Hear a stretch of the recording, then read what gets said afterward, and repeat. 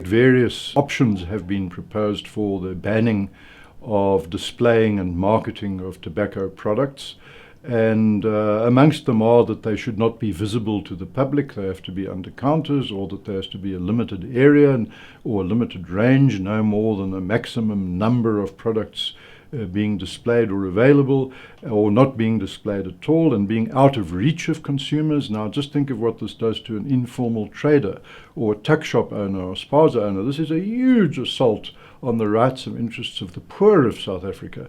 They are now expected to sit on the sidewalk and hide the tobacco products they are trying to sell, or to have them in a small little tuck shop at the back of a residence in what we call a township or location of South Africa. So the proposal is to make it very, very difficult to let consumers know that you sell the product consumers want.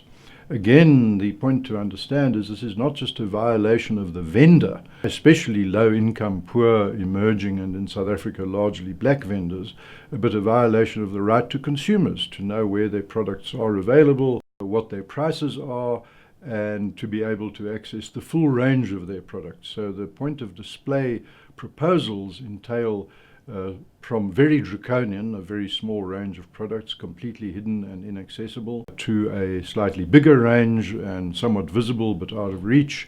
And so we don't yet know the detail, but whatever the detail is actually unimportant. It's the principle that matters, and that is that there should be no such regulation at all. It's quite unconscionable and a violation, quite obviously, of the rights to trade of traders and the rights to be a consumer of consumers. It's somewhat perverse in South Africa, which has anything from 20 to 40% unemployment and maybe even more, to have proposals that are known will drive all sorts of people out of business. In Russia, for example, the Russian Health Department proposed banning indoor smoking in restaurants, and the Trade and Industry Department of Russia went to them and said, you can't do this because it would put something like 10,000 or so restaurants out of business, because what happens in pilot studies that have been done is that smokers, if they can no longer go and enjoy a meal and a drink and a smoke with their mates and their friends, what they do is they don't go out anymore. They stay home, and that's where they will do their entertaining. And then let me point out, then children are subjected to their second-hand tobacco smoke, and domestic workers, rather than people in a ventilated area of a restaurant.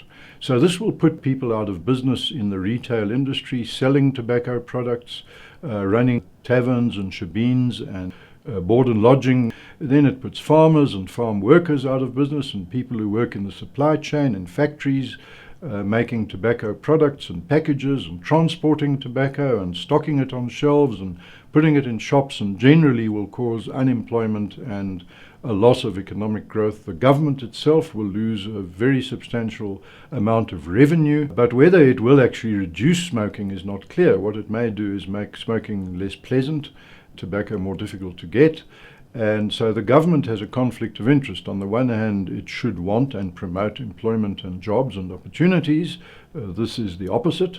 And on the other hand, it wants revenue. This will have the opposite consequence of generating revenue. The fact that the Department of Finance expects to get more revenue when it raises tax on tobacco and liquor presupposes that it expects the same amount to be sold. In other words, if it expected there to be a reduction in sales, they would predict not more revenue but less. So the Department of Finance obviously disagrees with the Department of Health about what is going to happen to liquor and tobacco products when they start regulating them in this draconian way.